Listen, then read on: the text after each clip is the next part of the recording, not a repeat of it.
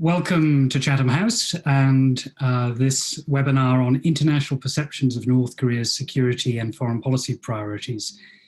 My name is John Nelson-Wright. I'm the Korea Foundation Fellow and Senior Fellow for Northeast Asia at Chatham House. I'm speaking to you from Paris on a sunny afternoon.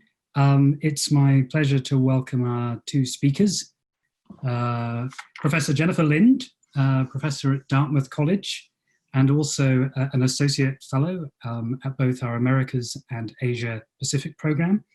Dr. Lind is a specialist on historical memory in Northeast Asia, the author of Sorry States, Apologies in International Politics. She's also a widely published author, having published on North Korean issues in journals such as International Security and Foreign Affairs. Our second speaker, Ankit Panda, speaking to us from New York, is a US writer and researcher with extensive experience focusing on security and geopolitics. He's also senior editor at The Diplomat, an online journal that I'm sure many of our audience members are familiar with. He's also an adjunct fellow at the Federation of American Scientists, where he works on nuclear and non-proliferation issues. And most importantly, for the purposes of our discussion today, he's the recent author of Kim Jong-un and the Bomb, Survival and Deterrence in North Korea, published this June, I believe, by Oxford University Press in collaboration with Hearst. I understand that the book is now available on the Hearst website, so I'm sure you'll want to follow up after this webinar and explore the views of Ankit in that very timely publication. Let me begin, if I may, with just a few words of observation about the sort of broader context of the topic that we're looking at today. This year is, of course, the 70th anniversary of the Korean War, so it's a particularly timely moment to think about security on the Korean Peninsula. It perhaps doesn't really need to be repeated, but North Korea is, of course, a state that has tested no fewer than 6 nuclear devices, has some 1 million men under arms, has extensively developed its short, medium, and long-range ballistic missile capabilities, has an extensive stockpile of chemical and biological weapons. So to use the language of the Cold War, it, in a very obvious sense, represents, in terms of its capabilities at least, a very real and present danger. Under the leadership of Kim Jong-un, who took over in 2011, we have seen North Korea adopt what some people might regard as a more provocative posture towards its neighbors and further afield. Kim Jong-un appears to be a rational leader, and perhaps more of a risk taker than his father, and certainly not the cartoon figure that we see sometimes portrayed in the international media.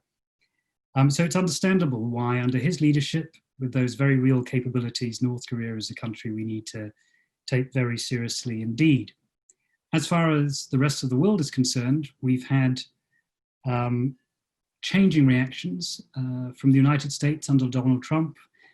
The US has swung from emphasizing fire and fury a few years ago to a much more apparently amicable relationship between Kim and President Trump, with no fewer than 3 critical summit meetings.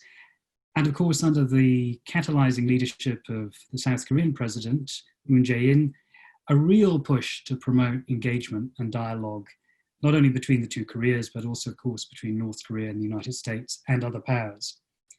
And yet, despite all of that energy, despite all of that commitment to dealing with the challenge of North Korea, the present situation seems to be something of a stalemate. And if anything, hopes of progress have taken a step backwards in the aftermath of recent provocations from North Korea, including most dramatically of all the blowing up of the joint liaison mission in Kaesong between North and South Korea.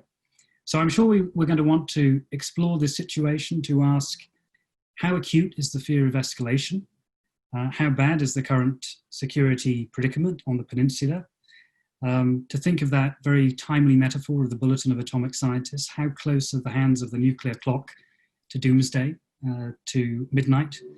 And what is the impact of North Korea in terms of alliance fragmentation, particularly at a time when Donald Trump seems somewhat detached or less committed to promoting and solidifying those critical alliance relationships with South Korea and Japan? Is deterrence going to be undermined? Is there a risk of a nuclear arms race in the region as North Korea becomes more obviously and immediately a threat to its immediate neighbours. But without further ado, I'm going to turn the floor over to Ankit, who's going to begin and give us about 10 minutes, giving us his perspective before Jennifer takes over, and then we'll have a little bit of Q&A between the three of us before coming to you, the audience. But without further ado, Ankit, the floor is yours. Thank you very much, John, and thank you to Chatham House for inviting me to speak on this panel today. Yeah, so I think, John, you set us up quite nicely, especially with your description of recent events. And thank you also for the nice plug of the book. I should say the thesis that really animated the book is something that I think is beginning to sink in. I started really doing a lot of public speaking and writing on the North Korean issue several years ago, but especially in 2017 here in New York and in Washington, when I would do public events frequently with audiences in the United States. There was a serious concern about North Korea's capabilities, particularly after the 4th of July 2017, when North Korea first flight tested an intercontinental range ballistic missile. And the reason 2017 was a particularly dangerous time was because I think for a lot of Americans, policymakers and lay people alike, something that hadn't happened in 46 years happened for the first time. And what happened 46 years before 2017, 1971 was the year that China first tested the DF-5, its first true intercontinental range ballistic missile. That made the People's Republic of China the second country to obviously enter into a nuclear deterrence relationship with the United States by the fact of holding the territory of the US homeland at risk.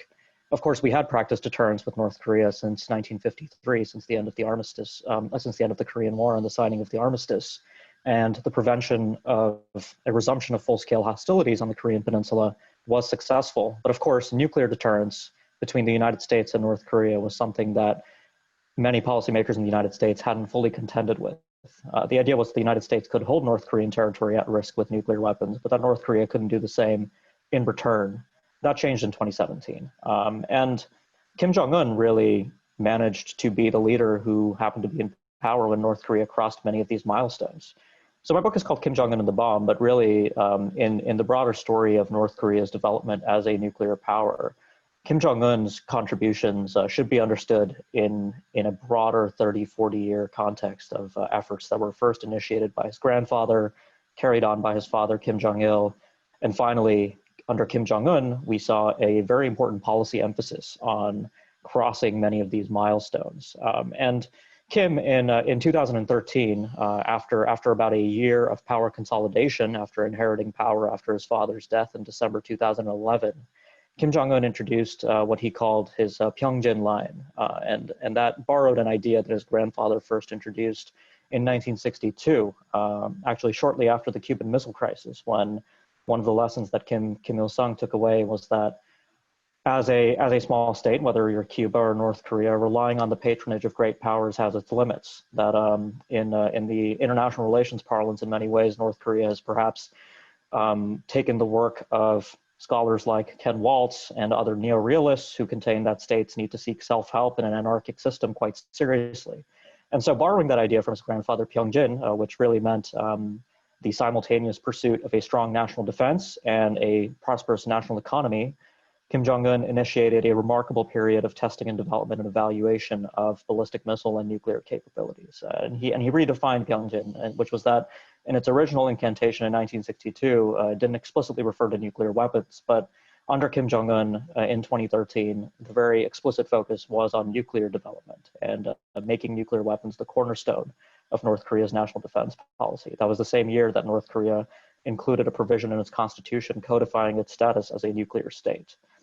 But it's only so efficient to assert to the outside world that you are a nuclear power. It must be shown, and especially, John, as you said, Kim Jong-un is somewhat ridiculed, and North Korea is somewhat commonly treated as a basket case of a country that can really not be rational in the ways that we understand rationality, especially in the West. And this was really, I think, part of what animated North Korea's 4 nuclear tests under Kim Jong-un, February 2013, January and September 2016, and once again in September 2017. It also animated the multiple ballistic missile tests, culminating, of course, in 2017, which was really the most remarkable year of missile testing that we'd seen in North Korea. Under Kim Jong-un, we not only saw more ballistic missile tests than we'd ever seen before, with, I believe, more than 120 missile tests to his name compared to his grandfather and father. But we also saw North Korea cross milestones that it had never crossed before.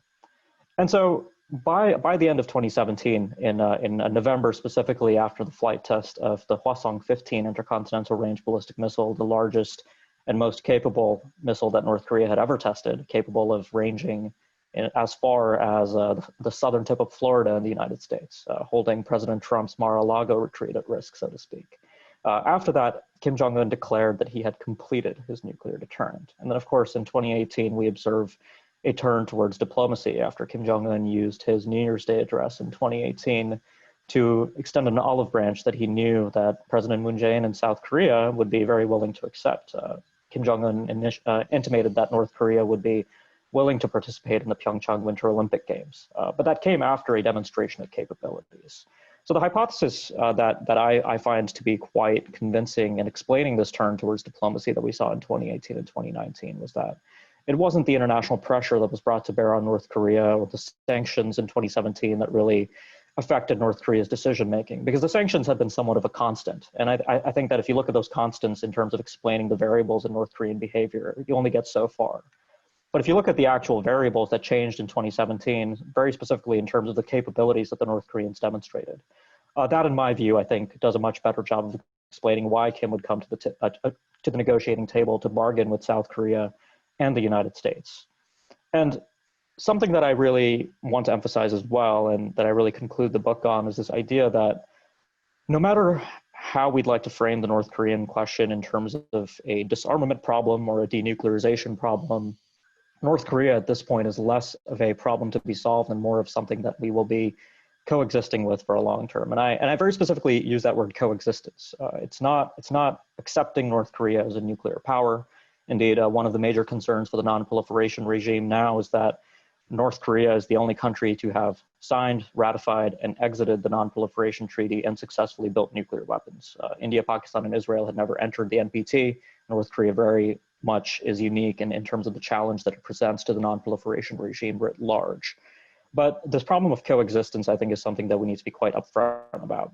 Today, North Korea is not the kind of ramshackle nuclear power it once was. Under Kim Jong-il, many of us could still talk about North Korea as if it was a non-proliferation problem. It hadn't yet demonstrated a reliable nuclear device. It hadn't miniaturized its nuclear weapons. It hadn't demonstrated an intercontinental range ballistic missile. And yes, I still think that North Korea has a lot of work to do in terms of qualitatively refining many of these capabilities, that its ICBMs would need to see further testing in order to be fully reliable as a tool of military power able to effectively deter the United States to the extent that the North Koreans would want. But realistically today, we need to reckon with the fact that North Korea is producing fissile material at a rate that in a few years could have it blowing past the nuclear arsenals of India and Pakistan in terms of size.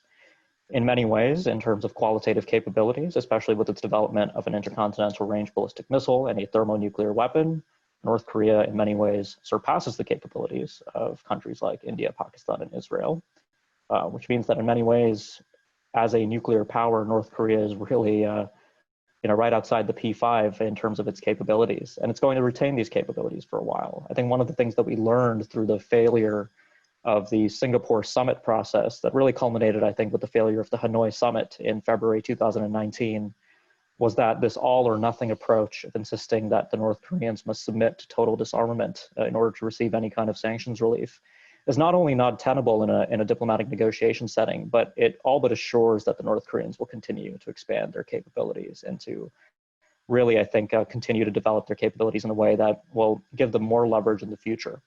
The Trump administration at this point, I'm happy to get into this a little bit more in the Q&A, I think has written off the North Korean issue.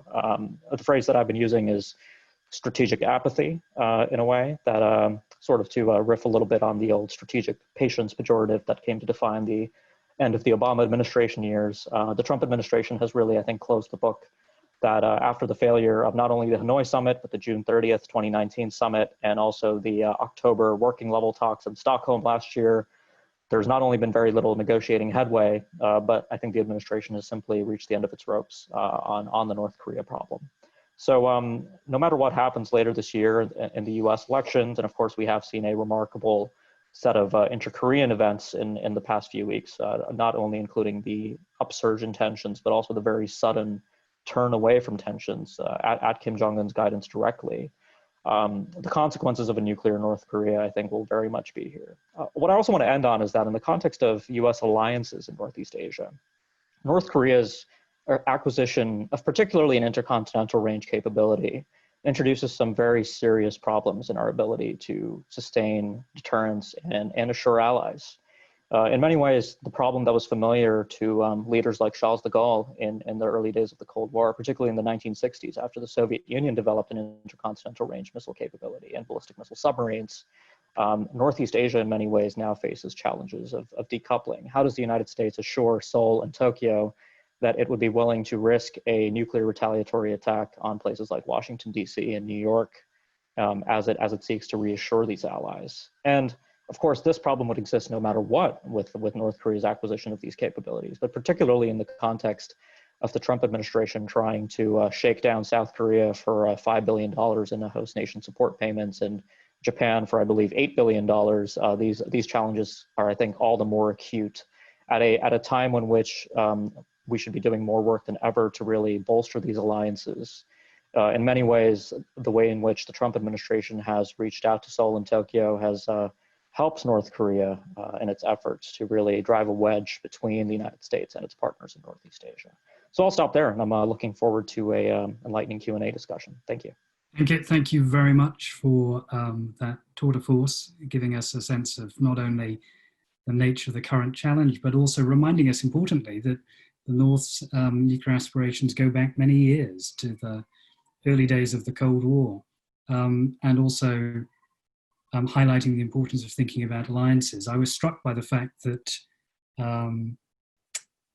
just about 10 days ago, when Donald Trump was giving a speech to West Point graduates, the president seemed to invoke his inner Neville Chamberlain when he said that America was no longer going to engage in ancient quarrels in faraway lands of which the American people know very little.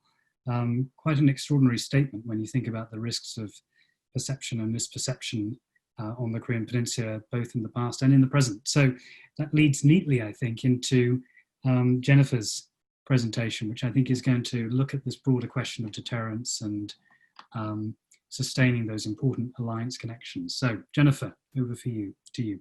Okay, thank you so much, John. Wonderful remarks by Ankit. This is a wonderful discussion, and I'm very grateful for the opportunity to join you all today and look forward to discussing it more broadly with the audience after the panel. It's been, 14 years now since North Korea tested its first nuclear device. So I thought I would take the opportunity to ask, how have nuclear weapons changed the standoff on the peninsula? Ankit just gave us a really great kind of rapid walk through a lot of the main events. But what I'd like to do is talk about one good thing that unfortunately didn't happen, a bad thing that luckily didn't happen, and a really, really bad thing that happened that I think we have yet to really wrap our minds around. And I'll close with a mention of how I think this connects to issues in British and European security. So first of all, when North Korea developed nuclear weapons, there was this optimistic view that we could encourage it to give those weapons up.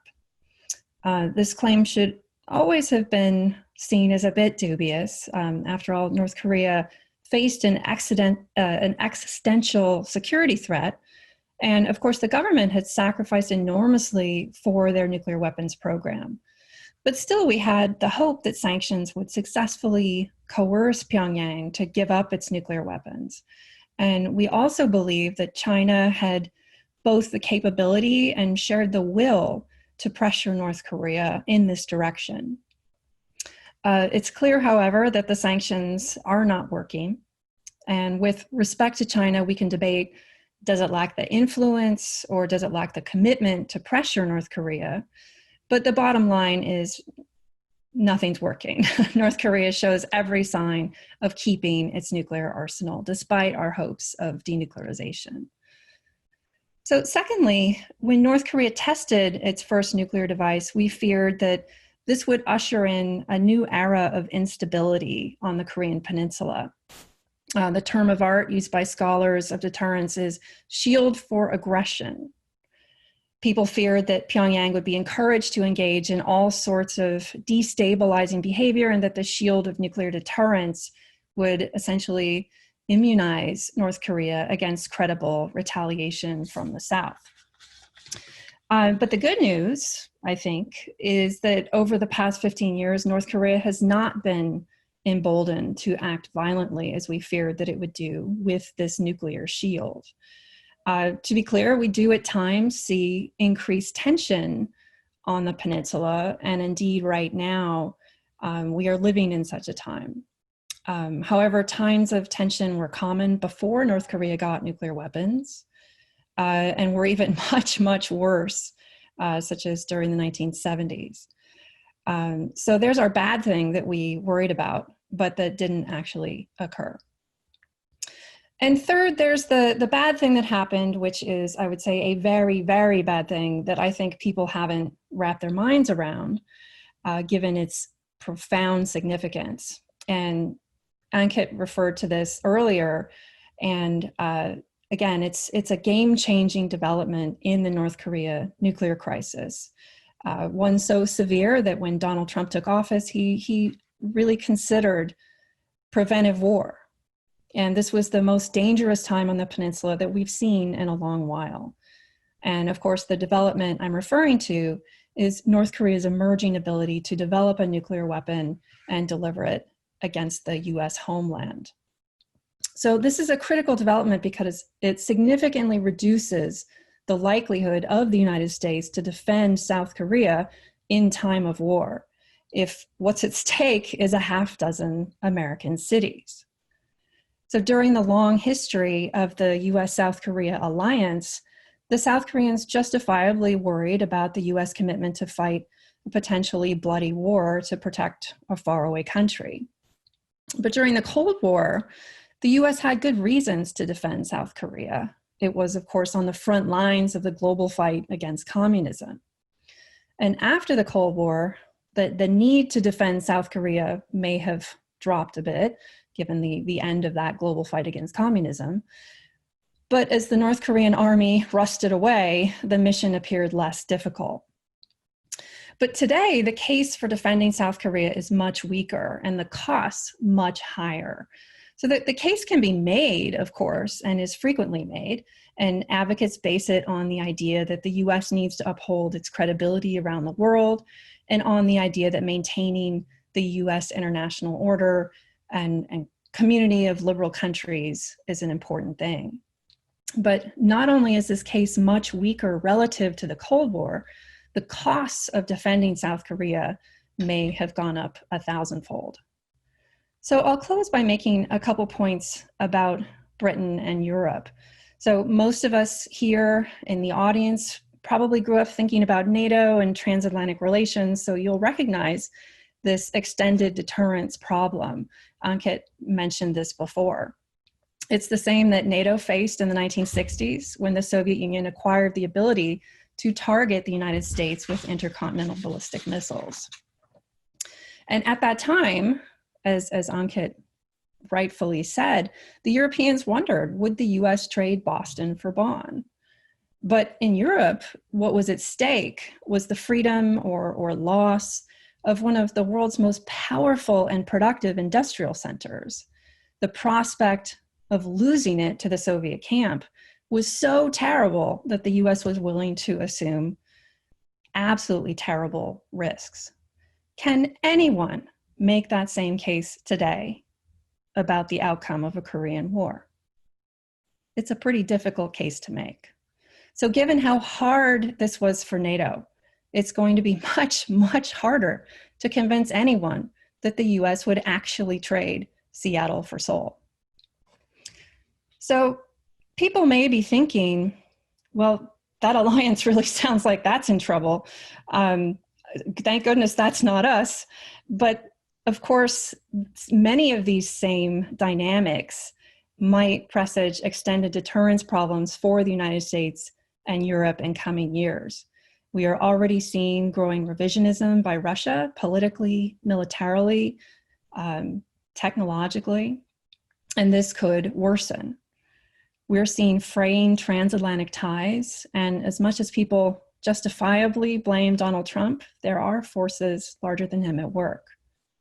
And there's similarly a less clear rationale why NATO countries need to tie their fortunes together, as they did during the Cold War. And as the alliance has grown larger, there are growing differences in interests among the allies. So the extended deterrence problem we see in Asia not only relate to North Korea's nuclear weapons program, but relate to significant changes in the global security environment. So I'll stop there, and I very much look forward to our discussion. Jennifer, thank you very much. That's opened up again a lot of useful space for us, I think, in thinking about the broader implications and thinking comparatively between Asia and Europe. Before I pitch a couple of questions to both of you, just to remind our audience, if you can, feel free to submit your own questions using the Q&A feature. That'll be very helpful for us as we develop our discussion. I wanted to start, if I may, Ankit, with you and sort of explore in more detail some of this question of how calibrated Kim Jong-un's approach has been. You mentioned that he has, of course, embraced this dual approach of the Pyongyang line of focusing on both economic development and ensuring that the nation is secure. And in his public statements has suggested that now that the security goals have been achieved, it's time to focus essentially primarily on the economic dimension, which at one level is quite reassuring. But of course, the problem is that, as has been pointed out, the sanctions are still in place. There seems to be no willingness on the part of the Trump administration or the international community at all, either through the UN or through bilateral sanctions, to release any of that pressure. And having, in a way, made himself something of a hostage to fortune by saying to his own people that they will never have to face economic hardship again, he has to deliver. So is there not a temptation that he will continue to push the envelope in terms of both expanding his current arsenal and at the same time thinking in terms of some of the recent provocations we've seen? How much of a risk taker is he? And in terms of the capabilities that you were mentioning, missiles, nuclear tests, what are the most immediate, in terms of hierarchies of risk and also effectiveness from a military point of view, what are the most immediate things that he can do to keep the attention of the international community focused on him and incentivize other actors to relax that economic pressure? Thank you. So thank you for those two great questions. I'll start a little bit by talking about the internal messaging that we've seen from North Korea, which has been really fascinating over the last couple of years. So the Pyongyang line, which I mentioned, was actually pretty explicitly ended by North Korea in April 2018 at the third plenum of the 7th Central Committee of the Workers' Party of Korea, I believe it was 10 days before, or just 7 or 8 days before the Panmunjom summit between President Moon Jae-in and Kim Jong-un. Kim Jong-un told the Korean Workers' Party that the Pyongyang line had been successfully carried out. And that was an attempt to really seal in the credibility of that November 2017 moment with the testing of the Hwasong-15. And what did he introduce as the new idea? The new idea was that because Pyongyang had been successfully accomplished, instead of focusing on the two parallel legs, which would be nuclear development and economic development, he would go all in on a new strategic line of economic development at the expense of everything else.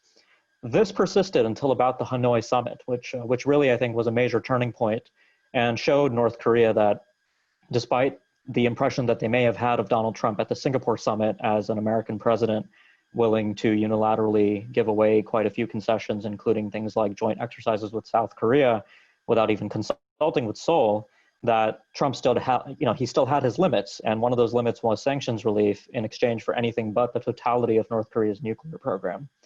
So there was an offer on the table in Hanoi, which was that North Korea offered to give up all plutonium and uranium production facilities at the Yongbyon nuclear complex. And that's a large nuclear complex. Yongbyon is not a single building, it's over 300 buildings. across 12 square kilometers in exchange for relief from about 80 to 90% of the sanctions pressure on its economy at the UN level. And the US said no to that deal. And what we see in North Korean messaging after Hanoi, really culminating in the December 5th plenum of the 7th Central Committee of the Workers' Party, December 2019, is the messaging shifts. It's no longer that Kim Jong-un is going to provide economic uplifting to North Korea, but rather what he says, and he uses some familiar words from North Korean history, including this idea of belt tightening, the metaphor that was used during the arduous march of the late 1990s when North Korea underwent a terrible famine, mostly as a function of its internal decision-making and the collapse of the Soviet Union and the loss of that patronage. But what Kim Jong-un says is basically that sanctions will remain in place for some time and that the Workers' Party should be prepared to work hard to survive these difficult times that are to come. And of course, in a bit of a serendipitous development, the world enters a pandemic in early 2020. So in many ways, Kim Jong-un was right in presaging this idea that North Korea would end up going into difficult times, but perhaps in a little bit of a different way than he thought. And we're still observing many of these things play out. Of course, North Korea continues to survive as a regime under international sanctions, right? The people that mostly suffer in North Korea are the 24 million or so who are doomed to live outside of Pyongyang, the national capital, where really, if you live in Pyongyang, you're going to be treated at a certain level that you won't be if you're in the other provinces. So that's been an important, I think, factor here for Kim Jong-un, and he's really come to terms with this fact that not only will North Korea not be giving up its nuclear weapons, but that it will still be happy, or not happy, but it will still deal with sanctions going forward. On the note of capabilities, it's really, I should really caveat this by saying that American, South Korean, and Japanese analysts talking about North Korea disagree about this question, about which capabilities are the ones to worry about the most. And this actually presents another challenge from an alliance perspective in doing disarmament diplomacy with North Korea, or doing any kind of arms control with North Korea, if that's something we're willing to concern. For example, one of the concerns that many friends in South Korea and Japan had in 2018 and 2019 as diplomacy was ongoing was that the United States would come to the negotiating table with North Korea and conclude a deal that would have only deprived North Korea of its intercontinental range ballistic missile capabilities. And as an American, it's easy to see why that's a great deal. They won't be able to hit me here in New York City. But if you're in South Korea or Japan, that sends a really bad signal that the United States is primarily concerned with its own security and it's willing to overlook other capabilities. And when it really comes to the capabilities that North Korea possesses that are the best tested, the best evaluated, the most successful over multiple tests, it is those short-range and medium-range missile capabilities. In fact, the credibility of North Korea's ability to hold cities like New York at risk continues to be debated by many in the United States. In fact, one of the points that I try to draw out in this book is that when we're talking about the credibility of deterrence, there's sort of two cases to be made. There's a technical and engineering aspect to this debate, which is that probabilistically speaking, what is the chance that the North Koreans have developed a re-entry vehicle that would be successful in surviving the trip from North Korean soil to the United States? And people debate this, that the North Koreans would still need to conduct further testing to have this be highly credible. But deterrence isn't only about technology. A lot of it does operate at a psychological level. And in 2017, I think what we saw is that the psychology of deterrence, the word's roots lie in the Latin word deterre, which means terror, creating that fear in the minds of many Americans that their homeland is now under a nuclear risk from North Korea. Insofar as that is concerned, the North Koreans had succeeded. But really, I think on a technical level, the short-range missiles, the medium-range missiles that can hold Tokyo, Seoul, US bases in Japan and South Korea at risk, those are quite credible. The North Koreans, I think, have demonstrated that they're already conducting exercises to practice these kinds of strikes. In March 2016, for example, North Korea, when the United States and South Korea were conducting joint exercises, carried out a missile exercise involving 5 ballistic missiles. And the trajectory of those missiles were exactly what would have been necessary to conduct a strike on the US Marine Corps base at Iwakuni in Japan, for example. So the North Koreans are trying to very credibly communicate that they have serious warfighting plans to deal with what they perceive to be the threat of an invasion of their territory by the United States and its allies in Northeast Asia. Thank you. That's really helpful. Jennifer, I mean, sort of taking into account this discrepancy that Ankit describes between the very deliberate effort to challenge the integrity of the security defenses of South Korea and Japan, as that increases, and in light of what you've been saying about the question mark the vulnerability of the United States poses for the reliability of America's extended deterrence to both Japan and South Korea, how would you assess the mood in both of those two American allies when it comes to exploring options to develop their own more robust means of independently combating the challenge of North Korea, not only in the context of the United States being less willing to risk New York for Seoul, or whichever city is being traded, but also, as we heard from Lindsey Graham about a year or so ago, or maybe 2 years, at the height of Fire and Fury,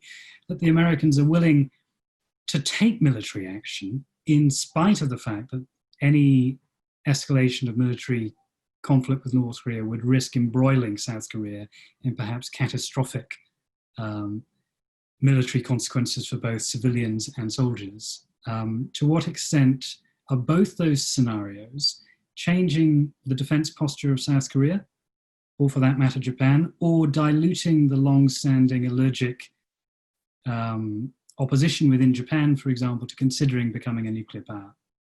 We know that public opinion in South Korea, for example, is increasingly open to the idea of South Korea embracing a nuclear option. But in terms of what both progressives and conservatives are saying, and the defense communities in both countries, I wonder whether you can throw some light on what you think the consequences might be, Jennifer. Great questions. So first of all, I do agree that in recent years, and I believe this was certainly exacerbated by the Trump candidacy, even more so than the Trump presidency, we've seen a lot of conversations going on in allied countries that were certainly not unprecedented, but took on a new intensity in terms of asking about the US as a reliable ally and the future of their own national security policies. The Japanese in particular were very interested in figuring out how to manage Donald Trump. But even in Japan, we've seen beyond that, we've seen that they're having conversations about an alternative security policy that really have not been seen. They've always described the U.S. as the cornerstone of Japan's national security strategy, and they still do. But then I think for a couple reasons, the rise of an increasingly assertive China that's quite hostile to Japan in many ways in Japan's backyard, the increased militarization by China of island disputes in the region, and then questions about U.S. reliability. The question of would the U.S. trade Seattle for the Senkaku, for example, is another one that the Japanese probably aren't thinking the answer is yes. It varies, though, because I think the Japanese still very much see that the U.S. is a loyal ally, a committed ally in terms of defending Japan. The island disputes where there's kind of murky sovereignty issues and this sort of thing, maybe that's a little less clear. So anyway, in Japan, we have seen a new debate. I don't think that one of the drivers of that debate is any sort of domestic change within Japan. Sometimes, the headlines of articles are things like Japan's new nationalism or something like this. I think, if anything, Japan's going in the opposite direction with the pressures of an aging society, shrinking economy because of demographics and so on. So I think it's not that Japan per se is changing, but the global security environment and the Asia security environment has been changing. And also with the Trump candidacy in particular, when he was raising all sorts of issues that sounded really quite to be a major departure from the previous decades of US national security strategy. I think that led to a lot of alarm that fueled these kinds of discussions. And in South Korea, I think we've also seen a lot of these kinds of discussions very similarly. As you mentioned, South Korea, I think is, there's very high poll data in terms of asking people, do you favor an independent nuclear weapons capability? There's all sorts of implications here, right? There's all sorts of options here. America's NATO allies during the Cold War decided that they needed their independent arsenal in the case of certain countries. And so this is not remotely unprecedented. And particularly given the conditions since 2017 that both Ankit and I referred to,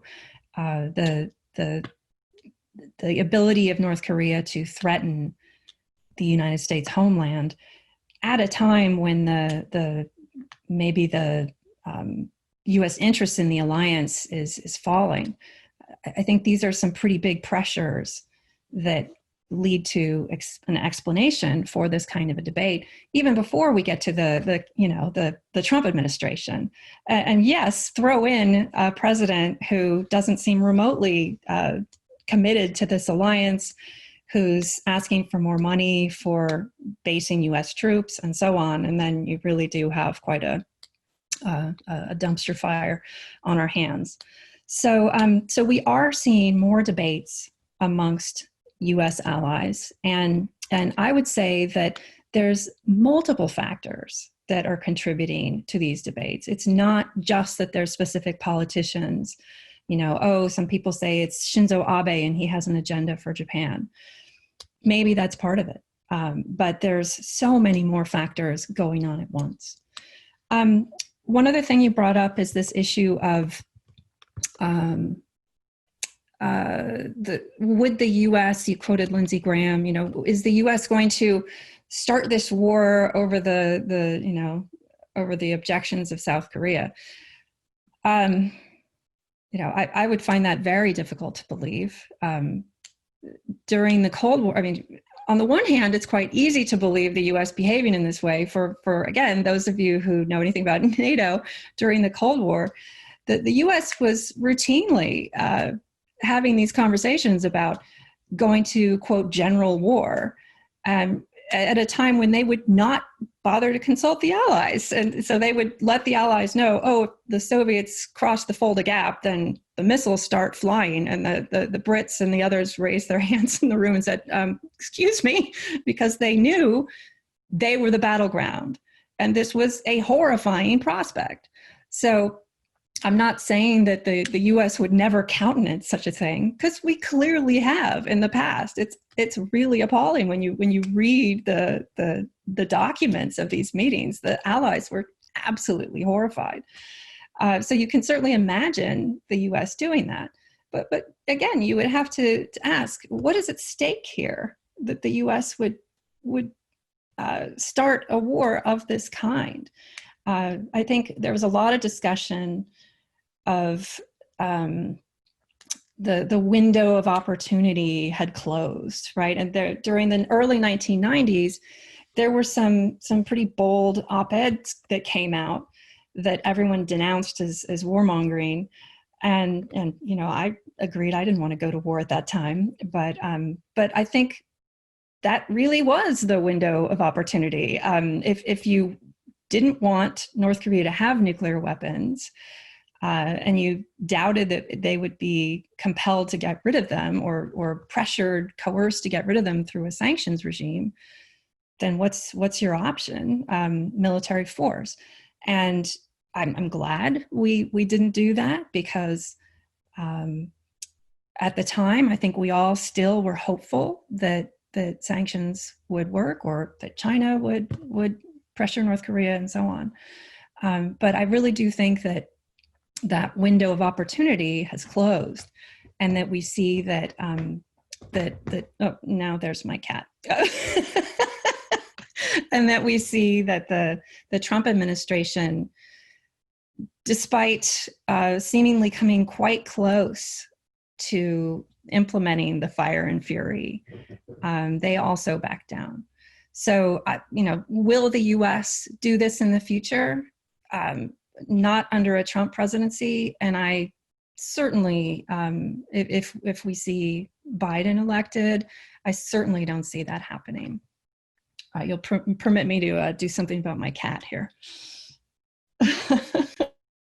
Let me take up your point about sanctions, Jennifer, and and to both of you, in fact. We have two questions from Daniel Clark. What have sanctions actually ever achieved in relation to bringing about denuclearization? And Farouk Muzamal asks, will rapprochement and the removal of non-military sanctions not be a better policy to bring North Korea into the international fold? An interesting question. What would it look like to actually bring North Korea into the international fold? And presumably in a graduated way. Can we think about both of those questions? I mean, Ankit, would you like to have a stab at both of those? Yeah, sure. So sanctions have their place in statecraft. They can't do everything for every scenario, but the reason that I think it's forgotten, right? It's very easy for the United States to put sanctions into place. In fact, it's almost a reflexive policy response for things that certain states do that we don't like. But what gets forgotten is the reason that those sanctions are ever included in the policy toolkit in the first place, which is that they are leveraged to then be traded for concessions that we want. And we've forgotten this in the case of North Korea. I think an instructive case to think about in the case of non-proliferation more broadly is perhaps the JCPOA, the agreement with Iran, in which we very explicitly traded sanctions relief in exchange for technical concessions from the Iranians. Of course, the JCPOA was a very different conversation with a non-nuclear state. Iran did not have nuclear weapons that were taken away from it in the course of the JCPOA. There were prior concerns about Iran's activities in the early 2000s that were addressed through that agreement. But I still think that the JCPOA can provide some helpful guidance for how future diplomacy with North Korea might look like. And I've been trying to do a little bit of policy work on this to sort of think through, acknowledging that North Korea will keep its nuclear weapons for a while. What can we do to slow the expansion of its capabilities or to cap its capabilities? And there's a lot of leverage we have here. The United Nations Security Council resolutions are an incredible bit of leverage. And I think one of the things we learned in Hanoi was that the North Koreans care about sanctions relief. Otherwise, it wouldn't have been the offer that they put on the table, right? It was interesting to see that the North Koreans walked away from the negotiating table after not receiving sanctions relief in a bit of a face-saving way. They claimed that what they really cared about all along was security guarantees. But of course, if security guarantees were the issue, then why was the offer on the table in Hanoi all about sanctions? So just to throw out one idea that I've been giving a lot of thought to is, if we are interested in accessing certain North Korean facilities, for example, Yongbyon, which we know that the North Koreans are willing to part with. Of course, Yongbyon does not represent the totality of North Korea's fissile material enrichment capability or production capability, but it is still something. It represents about 40% of their total capability. And what if we did a time-delimited agreement with the North Koreans where we grant them sanctions relief from, let's say, innocuous sanctions, like the sanctions on their textile sector? Seafood and some other issues which are covered by UN resolutions are a little bit more tricky because the Korean People's Navy actually directly receives a lot of that revenue from the seafood sector in North Korea. And certainly oil and coal and other strategic resources are, I think, a little bit more difficult. But an agreement like that would allow the North Koreans and the United States to demonstrate an ability to follow through. One of the reasons that the North Koreans continue to now, after Hanoi especially, have a very bad impression of engagement with the United States is because they continue to see that Washington is incapable of following through on certain concessions that we make at the negotiating table. And we can go all the way back to the agreed framework and the delivery of heavy fuel oil pursuant to that agreement, which was delayed primarily due to American domestic politics. But if you're the North Koreans, they still have very little evidence that the United States is capable of following through. So these kinds of agreements are, I think, what we'll be forced to think about in the future. Because the alternative, frankly, is that we ask for all or nothing, and over, we will walk away from that negotiating table with nothing. And at some point, as North Korea continues to expand its capabilities, I think it's going to become even more uncomfortable, this idea that North Korea can be allowed to have an unlimited nuclear arsenal with even more sophisticated capabilities in the years to come. So my hope is that this is the direction in which US policy would go. It does have drawbacks. It has drawbacks for non-proliferation in particular, especially given the discussion that we've been having on South Korea and Japan. Many in South Korea and Japan have indicated that if the US were to undertake some kind of agreement with North Korea like this, that would be tantamount to effectively accepting a North Korean nuclear capability, right? Because the notion is that if we do a partial agreement with North Korea where we shake hands and we walk away from the table with partial sanctions relief, we're tacitly acknowledging that it is okay for North Korea to possess nuclear weapons. That in turn might empower those in South Korea and Japan that see a need to potentially acquire autonomous nuclear deterrence. But unfortunately, I think if we are to move in this direction of capping and reducing North Korea's capabilities, and with elimination being a long-term objective, that this is where things will have to begin. That's really helpful. I'm conscious that we have a limited amount of time, and I want to go to Jennifer and pick up a question from Fernando Herrero. And in fact, Ankit, your observation about the relevance of the Iran deal, the P5+2, kind of raises the interesting question of what can Europeans do in this context? Because Mr. Herrero asks, isn't Asia way out of the reach of the NATO alliance post-Cold War framework? How do we, from a policy point of view, given that this is a global problem, as Ankit so persuasively sort of presented in describing the capabilities of North Korea, not just a regional problem, what can the Europeans do with their Asian partners, whether in NATO or outside the framework of NATO, to both enhance deterrence and security, but also play a role in perhaps providing more calibrated diplomacy to deal with the fact that the North seems to be able to succeed in maximizing its goals? Jennifer. It's a really tricky question. I mean, my sense is that I agree with the question that says this is very much outside of the NATO alliance. And so just the fact that North Korea has nuclear weapons, I think that's a salient fact for a few countries in the world, but not for all of them, certainly. They're not going to be targeted. So this really would be NATO opting in to something that it could opt out of quite easily. I think we Americans are much more interested in NATO becoming involved against pressuring and influencing China these days. So that said, I think there's a lot that European partners could do. They have extremely good relations with the countries in question. They have, in terms of South Korea, Japan, other neighbors. Some of them even have communication with North Korea, like the British have a communication link there. Our embassy staff apparently are no longer there, unfortunately. But, well, maybe we could figure out something else. Yeah. So anyway, the European allies have all sorts of ways that they can contribute here in terms of a wider nuclear anti-proliferation agenda. There certainly have shared interests. They have shared expertise in terms of their work on the IAEA. So there's lots of ways in which I see the Europeans could play a very important role, technically, diplomatically, and so on. But in terms of again, the narrow strategic interest, I think is just not there, particularly at a time when the Europeans are thinking about a whole host of things going on their side of the world. So I don't think we should fool ourselves into declaring that this is the Korean Peninsula is a major interest of the United Kingdom or of Europe. But again, as I said, there's a lot of very important and useful help that they could provide in a variety of diplomatic and other challenges that are going on there. Mm. We're almost out of time. I'm going to pitch a question to both of you, which is a wildcard question where you can speculate.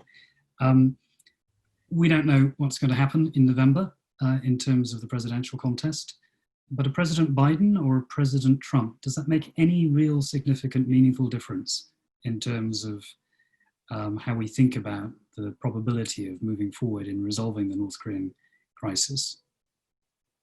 Ankit, your initial views, please. Yeah, so we've heard a little bit from the Biden camp about their North Korea policy, and initially it sounds quite similar to the Obama administration approach of, again, the Biden camp has not come out and said that they'd be willing to do a partial agreement with the North Koreans in a step-by-step way. For the North Koreans, I think it would be bad news because I think one of the things that the Biden camp would rule out pretty easily is a summit. I don't think President Biden's going to sit down with Kim Jong-un short of a working level process. That's how that's how diplomacy with the North Koreans used to work. It used to work via a working level process with some technical agreement. And the closest we'd gotten previously to a presidential encounter was in 2000, right before Bill Clinton left office. But unfortunately, he ran out of time. And if President Trump's reelected, I don't think that we can have 4 more years of strategic apathy. I think the North Koreans will find a way to assert themselves on the American agenda. In fact, I think one of the reasons that we're unlikely to see another nuclear test or another ICBM test, potentially until early next year, is because I think the North Koreans, in major U.S. election years, they tend to have a wait-and-see approach. We will see a major military parade in October, which may draw a reaction from President Trump. But really, I mean, if you look at the president's utterances on North Korea, the only time he talks about North Korea lately is when he's asked a question by a reporter. It's not something that he brings up of his own accord anymore. And the North Koreans are well aware of that. So that's my sort of baseline for where I'd expect things to go. Of course, it's very difficult to predict if we do see another summit between the North Korean side and the American side. In fact, the North Koreans have said they aren't going to come to the negotiating table with the United States until they see evidence that the U.S. is willing to follow through on some of what was agreed in Singapore. So, okay, thank you, Ankit. And Jennifer, in the last 30 seconds, your views on that question, and if I can also throw in Daniel Clark's question about Juche. North Korea, seemingly terribly self-reliant. Does it really have an interest in economic engagement with the outside world? You're giving me 30 seconds for those questions. I'm sorry. So yes, if other countries would be willing to do business with North Korea, this would benefit it tremendously. And if they, during the famine, accepted massive charity from the rest of the world and can still claim Juche, then why not? Mm-hmm. In terms of my reaction to the broader question earlier, I guess I would tend to view it less about the presidential personalities or agendas, because the U.S. has been operating with these constraints toward North Korea for a very long time. And it's been a generally similar policy across very different administrations. You could call it strategic apathy, you could call it strategic inaction, you could call it wait and see, whatever you want to call it, it's been rather similar.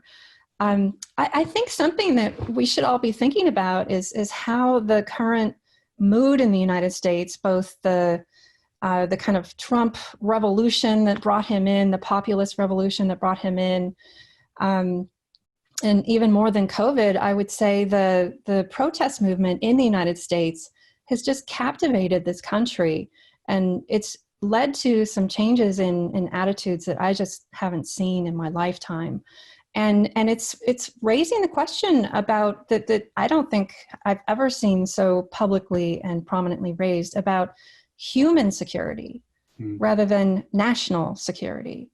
And people in the Black community and other communities saying, you know, you can imagine them thinking, why are we talking about North Korean missiles and US national security when our communities are not safe?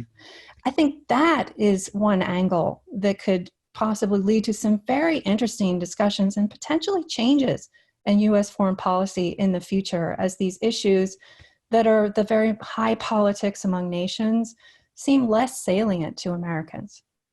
Well, it was Tip O'Neill, I think, who said many years ago, all politics is local. So it's a salutary reminder that we may be seeing countries turning inwards, or at least feeling the compulsion to focus on these more immediate issues rather than, to come back to Neville Chamberlain, events, ancient quarrels in countries far, far away. But I'm afraid we're out of time. There's a lot more that we could discuss, but this has been a really fascinating discussion. Ankit and Jenny, thank you for your very insightful views. Thank you to the audience for their questions. Thank you, Chatham House, for facilitating this meeting. And I'm sure we'll come back and revisit these questions in the future. But without further ado, I announce that our webinar is, alas, over. Thank you very much. Thank you. Thank you. Bye-bye.